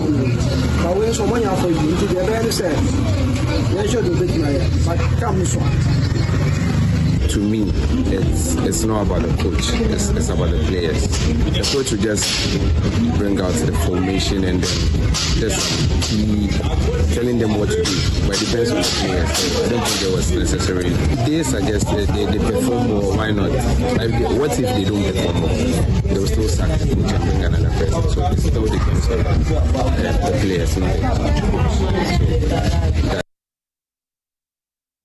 Now, well, Carlos Queiroz's vast experience, which includes having coached countries like Egypt, Iran, Portugal, and Colombia, questions remain about the kind of changes to expect in the Black Stars going into the World Cup. Now, sports analysts Sicho Asturim and Joy Sports Daniel Krante have been exploring this very subject, providing insight into how the Black Stars are likely to shape going into the World Cup under the new coach, Carlos Queiroz. This brief period of time to be pulling his hair and talking to the rest of the technical team on how to put this team together. And I think what was lacking under Otto was just instructions. Because Otto could pick a team and throw them on the pitch, and it almost appeared that he was trusting them to use their individual brilliance. So we didn't see coordination. I still think the team can defend, even if deep, if the instructions are right. Because most of these players, especially our defenders, don't play in teams that are very expansive. They play in teams that are sometimes taking under pressure as well. All I think that they need to do is the right guidance, the right instructions, for all of them to be on the same page, to know what to do in every phase of the game, to know how to defend in every space on that pitch. And I think it requires a more meticulous coach who's going to be drilling that home if that is how he wants to play. But it remains to be seen if truly that is how he wants to play. Like I said, when he picked Colombia were not a defensive team. And that is why when you look at the number of goals Colombia were conceding, Colombia were more or less a free-flowing football kind of team. Obviously, when they are not on the ball, they'll cover, but they were almost always expansive. But when you pick Iran, when you pick Oman, and when you pick that Egypt team that we saw, remember, Egypt, in that tournament, they lost their first game. And in that first game that they lost, Egypt tried to play. And of course, when you lose your first game in the tournament, something has to change. Yeah. And he changed that, got the second win, got the third win, and that became their method. They were frustrating teams and what have you. But it's Carlos Queiroz that people have credited for Man United's 2008 Champions League game and that whole season, the Ronaldo Ballon d'Or season. If he's the one that even Ferguson has credited for the way they played, and that team was one of the best attacking teams we've seen in the history of football, he can't all of a sudden forget all about attacking football. But except at the time, he had players who can give you that attacking football. Absolutely. So, so maybe then it also depends on the group of players that he's working with. So if he comes to the Black Stars and sees Fatai Sahaku, sees Semenyo, sees maybe Naki Williams, sees Bonsuba and all the pencil, all maybe Andre Ayew. Perhaps Andre Ayew, all the players that we all the players that we keep raving about, that we've got great attackers in abundance, but we don't see enough of them. Perhaps he comes and looks at the list and may thinking, goodness me, I've got more attacking talent than I had in Iran, Oman, and maybe at some point Egypt, and I can do a lot more with them than just sitting back.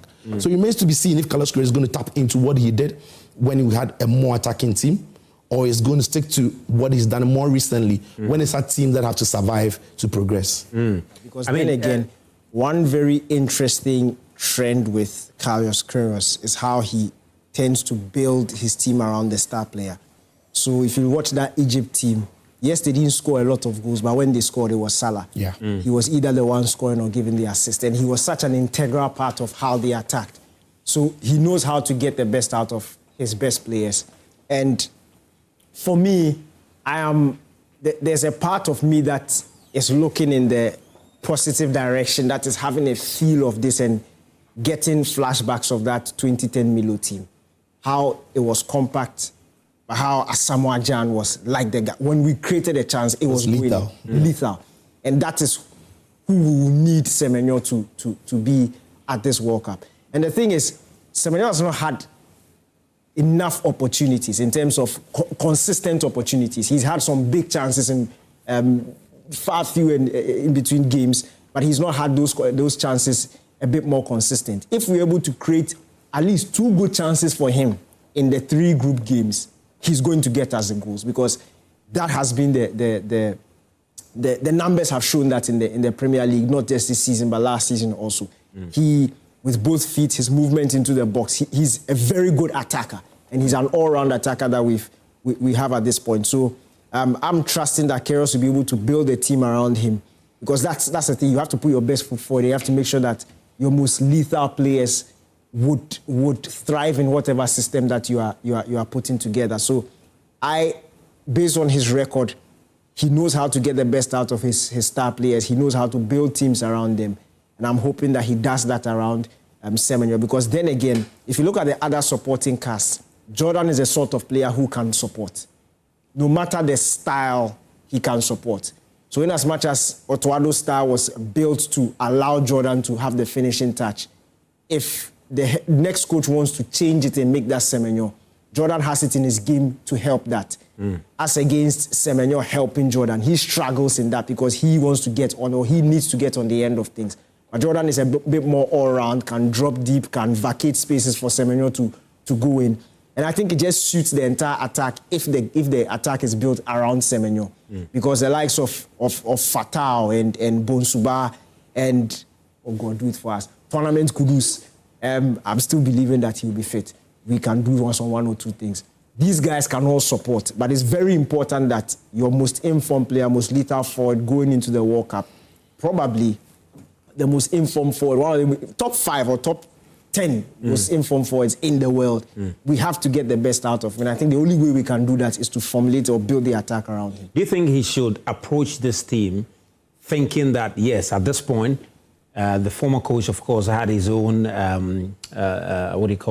restrictions relative to which player can get to be part of the team, which player can... Do you think he should approach this team thinking everyone is eligible to play for the Black Stars? He should approach this team... Look, he's experienced. He was obviously going to call up a group of players who, first of all, he's monitored. I'm sure he's seen their previous performances for the Black Stars. At this point, it doesn't really matter because nobody really did well. But he will monitor a lot, and he will look at the players who can help his system. It's not... And this is where I think Otto-Addo's quote will come. It's not about goals and assists. It's about which profile will best suit the system. That's what you are looking at.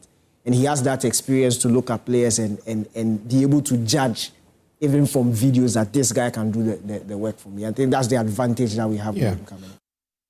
We've been hearing from sports analyst Sicho Churim and my colleague Daniel Krante speaking earlier on Sports Zone on what to expect from the new head coach of the Black Stars. Well, according to the Ghana Football Association, he's expected in the country next month, where he will be meeting the press and also possibly giving an idea of the kind of team he will be taking to the World Cup. Well, ahead of him now is the friendly against Mexico, then followed by the game against Wales, and finally he will get to start the World Cup having to face Panama, then England and Croatia.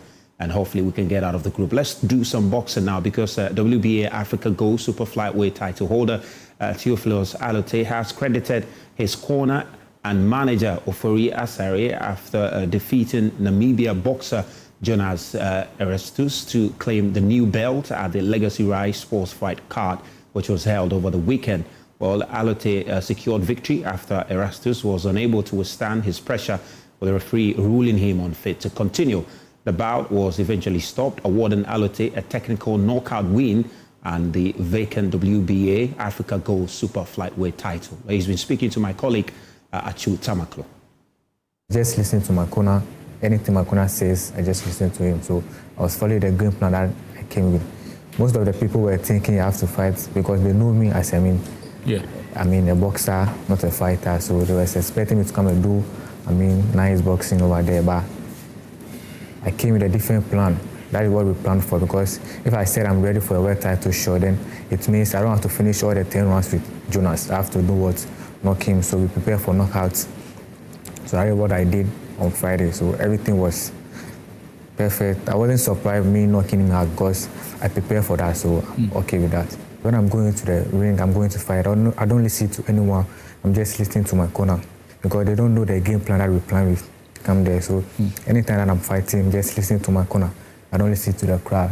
The crowd, the same thing that they are doing. Also, they don't understand the sports more than your coaches. So you don't just have to do what? Listening to your coach. You don't have to fight with the crowd, because since in the amateur level, I've been going to tournaments which I face more crowd, like fighting with your opponent, you have many crowd, but you don't have any crowd. So I've had that kind of experience. So when I'm fighting here, I don't think about the crowd. After I finish the fight, I'll be thinking about the crowd. But when I'm inside the ring, I have to be focused. Yeah.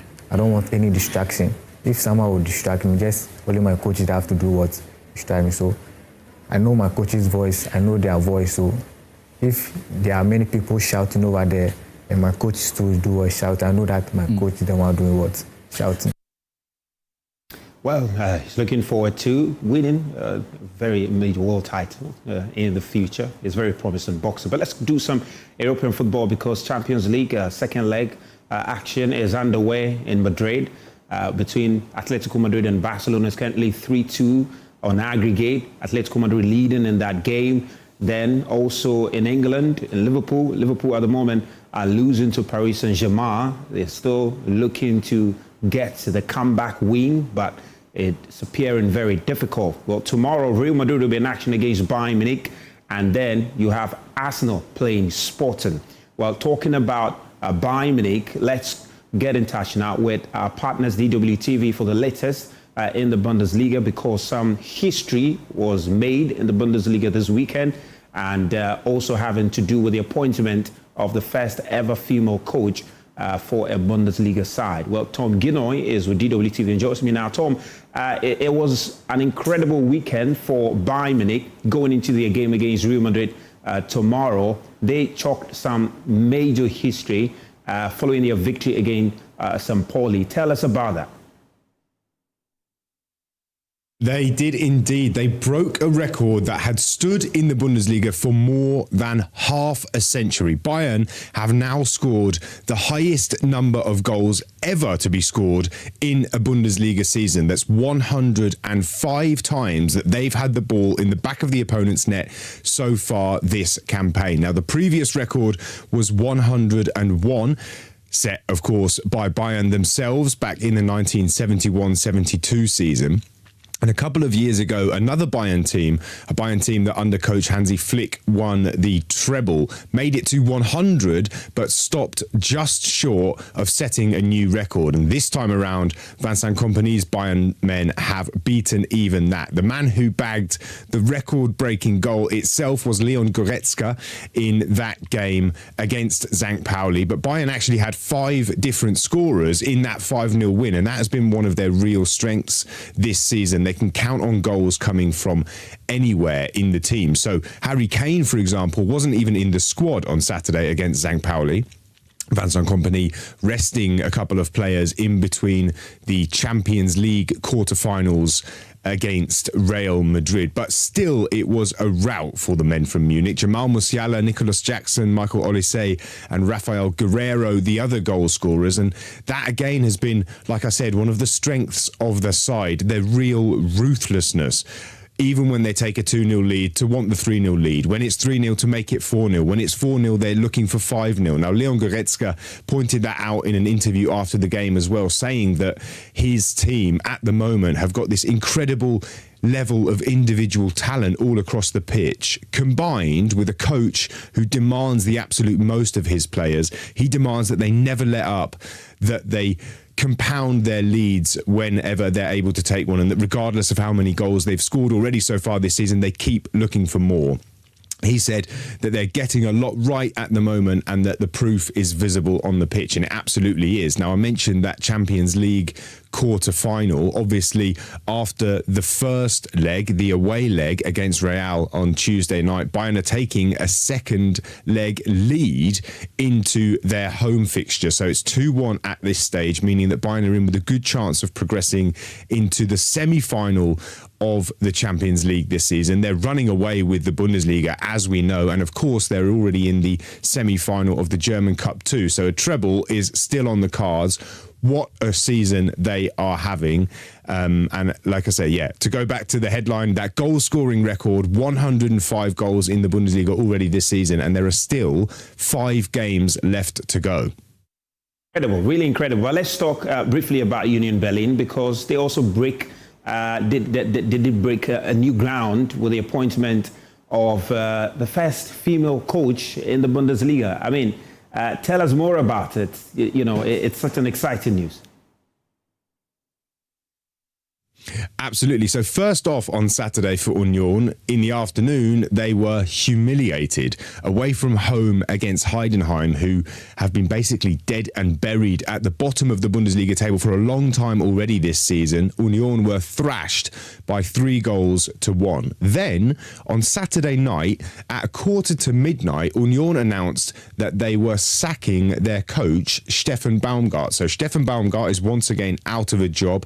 I think that one perhaps not too surprising, given that Union haven't really displayed much development, haven't really showed much evidence of making progress or promise in recent weeks. The bosses have seen enough. Baumgart is out. Now, the historic thing is that his replacement is a woman. Marie-Louise Etat will become the first ever female coach of a men's team in the Bundesliga when she takes over at Union.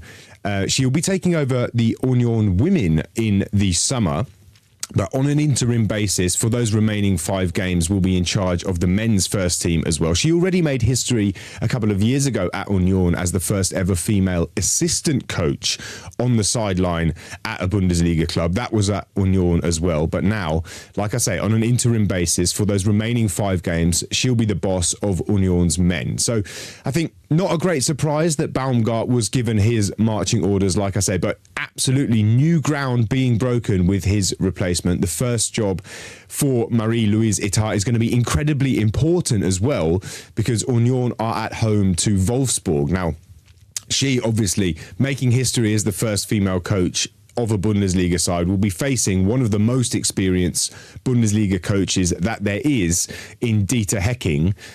But he, obviously the Wolfsburg boss at the minute, is in a desperate situation, doing what he can to keep Wolfsburg up, to try and help them avoid their first ever relegation. They're really right in the thick of it at the bottom of the table at the moment. So a massive first fixture for the historic appointment of Marie-Louise Etat. She's straight in at the deep end next weekend. Well, Tom, thank you very much for that update in terms of what's happened in the Bundesliga. And of course, we'll definitely get in touch with you in the course of the week. That's all we have for you tonight on Prime Sports. We'll be back same time tomorrow with more sports and action. And once again, if you're looking to go to the World Cup, you've got to get in touch with Latina Travel and Tours. They are Lisa Hotel. Go there and they will fix you. If you want to be in Mexico, you want to be in Canada, you want to be in USA, Latina Travel and Tours are your go-to travel and tour company. My name is Razak Musbao. Thank you very much for your company.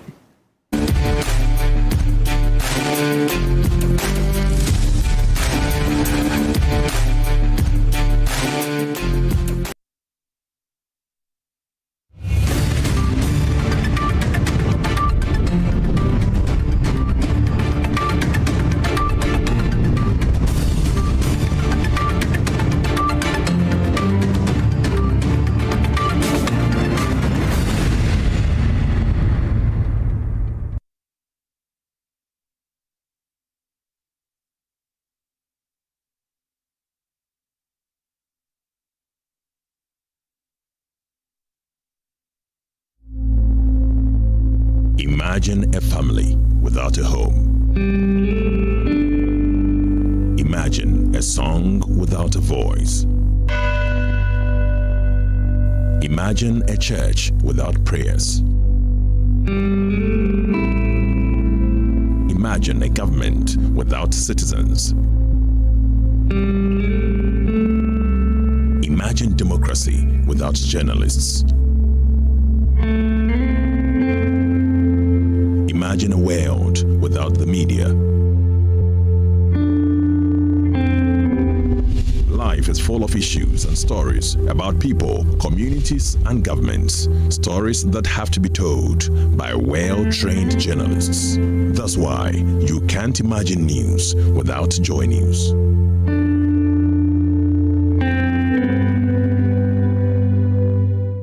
Now, since its rollout in January 2023, the Bank of Ghana has disclosed that it incurred losses of 317 million Ghana cedis in 2023 and some 1.82 billion Ghana cedis in 2024 under the Gold for Oil program.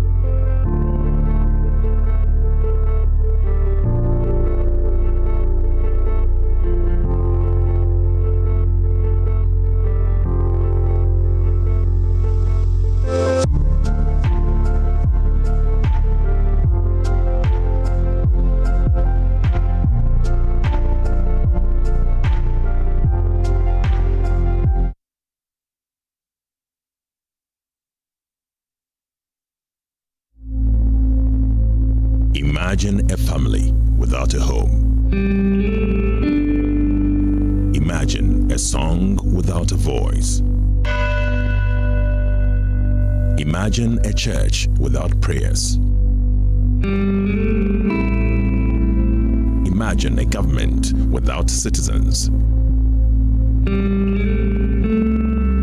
Imagine democracy without journalists. Imagine a world without the media.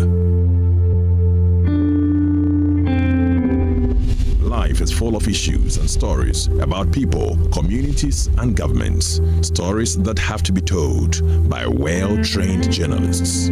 That's why you can't imagine news without Joy News.